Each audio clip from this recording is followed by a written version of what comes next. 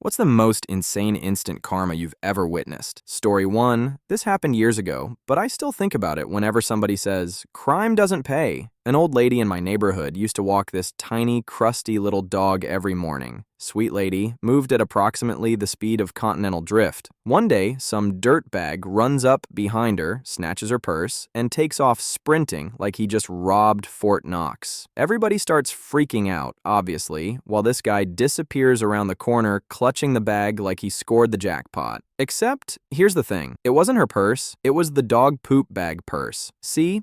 This woman apparently got tired of carrying warm dog crap in her hand while walking, which honestly, fair. So she used this little old handbag specifically for carrying tied up bags of poop until she found a trash can, meaning this thief basically committed felony grand theft doo-doo. And the image of this man finally stopping somewhere dramatic to inspect his stolen treasure, only to discover a purse filled with steaming dog turds? Absolute cinema. I imagine the smell hit first, then confusion, then betrayal. Honestly, the funniest part is he probably couldn't even complain to anybody without admitting he stole poop professionally. Story 2. We were at this national park in Uganda getting ready to track rhinos, and one dude in our group suddenly transformed into the final boss of Yelp reviews over a tiny park tax, like a few dollars. That's it. Bro spent more on airport trail mix, but now he's a financial freedom activist. He kept arguing with the ranger too, getting louder every minute while the ranger stayed painfully polite. Meanwhile, the rest of us were standing there sweating in safari hats thinking, "Dude, you're fighting the wrong NPC." Eventually our guide just went, "Okay, the rest of us are leaving." Best decision ever. We found this mother rhino and her baby just hanging out in the grass, eating together all peacefully. And the calf? Ridiculously cute. Like stupid cute. Tiny little stompy feet.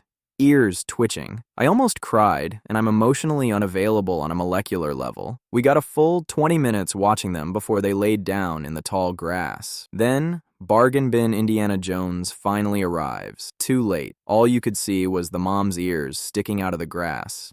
Baby completely hidden. Ranger goes, "They'll probably stay down there for a few hours, I swear." The silence after that tasted delicious. Imagine flying across the planet just to miss magical wildlife because you needed to win an argument worth less than a gas station sandwich. Story 3. I missed one stupid volleyball serve in 7th grade, and Paul, built like a sweaty thumbs up emoji, immediately started screaming at me in front of everybody. "This is why nobody likes you," which, first of all, insane thing to say over volleyball. We were 13. None of us even had frontal lobes yet. Half the class still hissed when the lights went out during movies. I just stood there holding my pathetic little gym-issued trauma ball while this dude kept ranting like he was coaching the Olympics instead of public school PE with broken AC.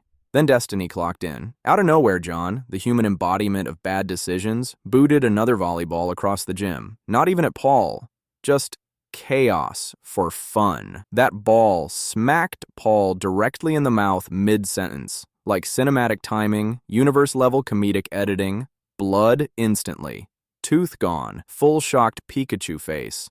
And me? Oh, I folded immediately. Absolute demonic laughter. Couldn't stop. Tears in my eyes. Wheezing like an asthmatic seal. So naturally, I got detention too. Worth every damn minute. Story 4. Roads were basically an ice rink with lane markings. I was driving slow because, call me crazy, I enjoy surviving my commute. Meanwhile, this dude behind me is losing his mind, tailgating me so close I could probably count his nose hairs through the mirror, honking nonstop. Too, like his Honda Civic was an ambulance transporting organs. Bro wanted me to speed up on ice. Yeah, let me just Tokyo drift into the afterlife real quick. Then Mr. Fast and Furious swerves around me all dramatic, probably thinking I'd feel ashamed or something. Immediately hits the brakes to turn at the intersection and just glides straight through. No control, no traction.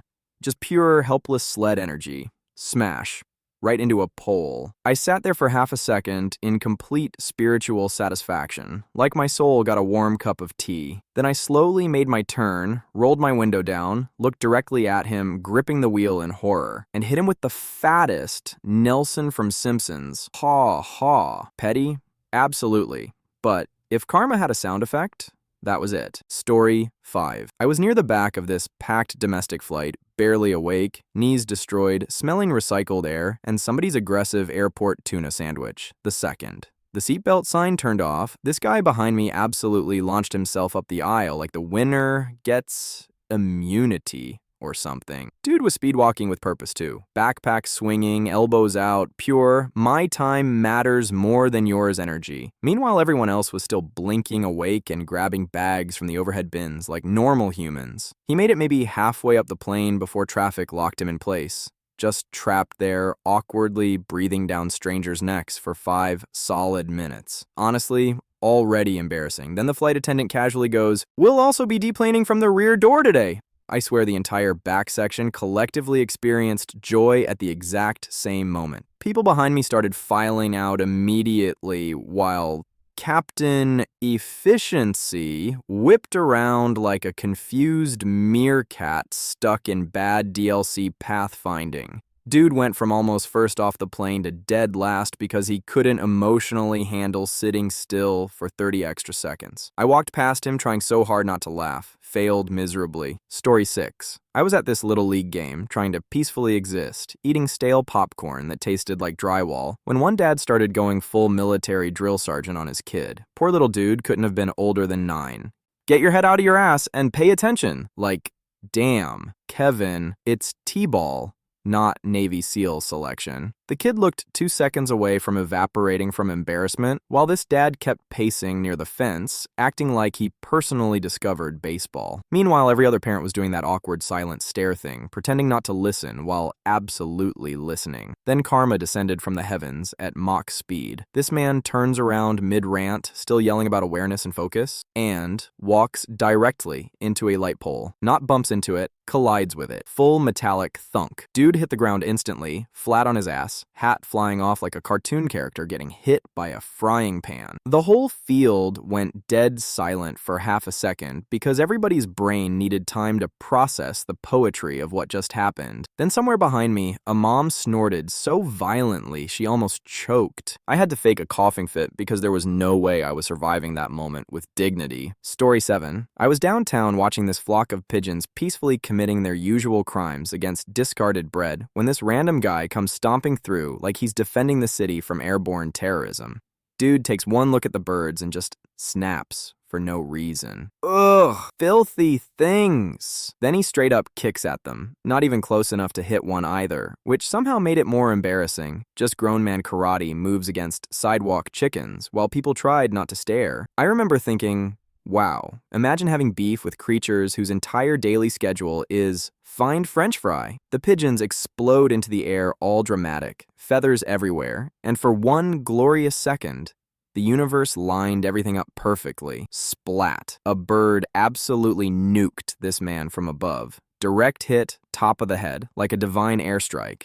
And the timing? Instant. No delay. Immediate judgment. The pigeon didn't even hesitate. Honestly, probably a veteran. That bird knew exactly what it was doing. The guy froze in complete disbelief while everybody around him suddenly became deeply interested in not making eye contact. Meanwhile, I had to turn away because my soul was leaving my body, trying not to laugh. Nature said, "Watch your tone," and handled it personally. Story 8. I worked the service desk at this ancient department store where the managers treated helping employees like an optional side quest. You'd page them 3 times and somehow they'd still be hiding in the coffee shop inhaling cigarettes and pie like the building wasn't actively on fire. One day, this woman storms up wanting to return something she literally bought that morning with a check. Back then, you had to wait for the check to clear before getting cash back, which I explained politely approximately 12,000 times while she acted like I personally invented banking laws to ruin her day. Then came the smirk. Like, damn, that smug little, "I'm about to get you in trouble" face customers do when they think bullying works. She demanded a manager, so I paged one fully expecting silence from the void. But somehow, one actually appeared. Miracle level event.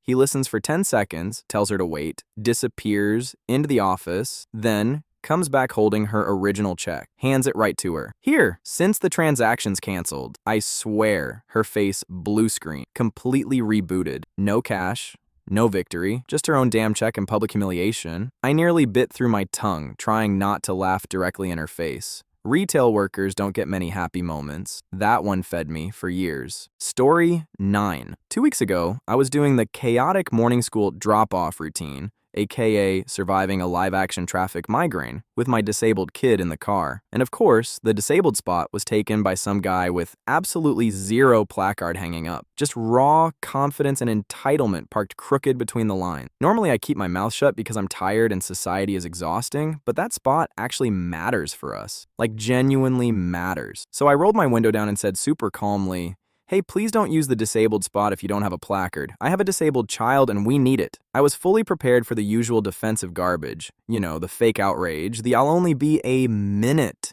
speech people give before spiritually combusting. But instead, this guy instantly looked horrified, like his soul left his body. He started apologizing over and over, all flustered, trying to leave as fast as possible out of embarrassment, and immediately backed straight into the car behind him. Crunch. I just sat there staring like, wow, that escalated with cartoon efficiency. And honestly, I felt bad immediately.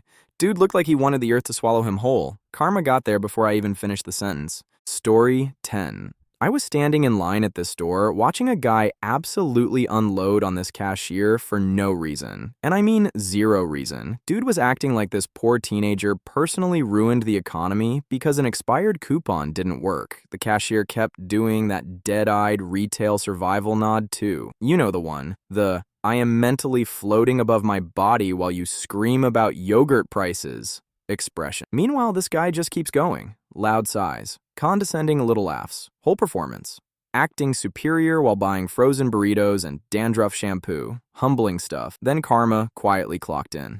After paying, Mr. Important storms out the store, still muttering to himself, and leaves his phone sitting right on the counter. I noticed it immediately. Cashier noticed it too. We made eye contact, and suddenly I discovered I actually don't know how to speak. Crazy medical event, honestly. The guy disappeared into the parking lot while his phone just sat there looking abandoned emotionally and physically. I could have yelled after him. Could have been the hero, but nah. Sometimes the universe hands you a front row seat and asks you to mind your business. About 30 seconds later, we heard the automatic doors slam open again, followed by, "Oh shit, my phone." I've never seen Karma move with such quiet professionalism. Story 11. This guy came into my job looking completely wrecked. Not drunk wrecked, life wrecked. Said his neighbor caused a house fire that burned down basically everything he owned. Tools, equipment, all the stuff he used for his freelance work. Insurance apparently wouldn't cover it because of some rent-to-own loophole nonsense, which honestly sounds exactly like the kind of bureaucratic garbage designed by lizard people in neckties. Now, he and his sick mom were living out of a trailer while he bounced around begging for odd jobs. I couldn't hire him, which already made me feel useless as hell, but then he quietly admitted he was $10 short for the next day's trailer fee. $10. That's the part that got me. Not some giant, dramatic amount, just 10 stupid dollars standing between this guy and another terrible day. So I gave it to him. Dude looked like I handed him a winning lottery ticket. Then literally 2 minutes later, the next customer paid, stopped, turned back around, and handed me a $10 tip for absolutely no reason. No speech, no explanation. Just, "Here you go." I stood there holding the money like the universe had accidentally processed a refund correctly for once. Story 12. When I was like 12, my brain was still running on pure Mountain Dew logic and bad decisions. Me and my best friend were messing around outside after school, doing that middle school thing where every disagreement somehow turns into fake WWE. I got annoyed at him over something unbelievably stupid, probably because puberty turns your emotions into a raccoon with a knife, and I decided to kick him. Not hard either. Just enough to be a little asshole. Except the second my foot connected, something in my leg made a sound that absolutely should not come from a human body. Crack. Immediate regret. Instant karma. Nature. Documentary level consequences. I dropped to the ground screaming while my friend just stood there staring at me like, "Did you seriously just self-destruct?" And somehow he started apologizing while I'm laying there, clutching my busted leg like a Victorian child dying of tuberculosis. Hospital confirmed I'd broken it. To this day, I still think about the sheer efficiency of that punishment. I attempted violence for approximately half a second, and the universe immediately went, "Absolutely not, dumbass." Story 13. We were stuck like 3 cars back in a left turn lane at a red light, everybody waiting patiently, spiritually decaying, normal traffic misery. Light finally turns green for both the turn lane and the straight lanes. Everybody moves, except the woman directly in front of us, just sitting there, completely frozen. And you already know the posture too. Head tilted down, face glowing blue from the phone screen like she's receiving divine prophecy from Instagram Reels. We give a little beep, not even aggressive, just a polite, "Hey, Queen Society" is continuing. She finally looks up all confused, creeps forward at the speed of continental drift, and by the time she actually enters the intersection, the arrow flips yellow, then red. Beautiful, infuriating, cinematic. Now here's the delicious part.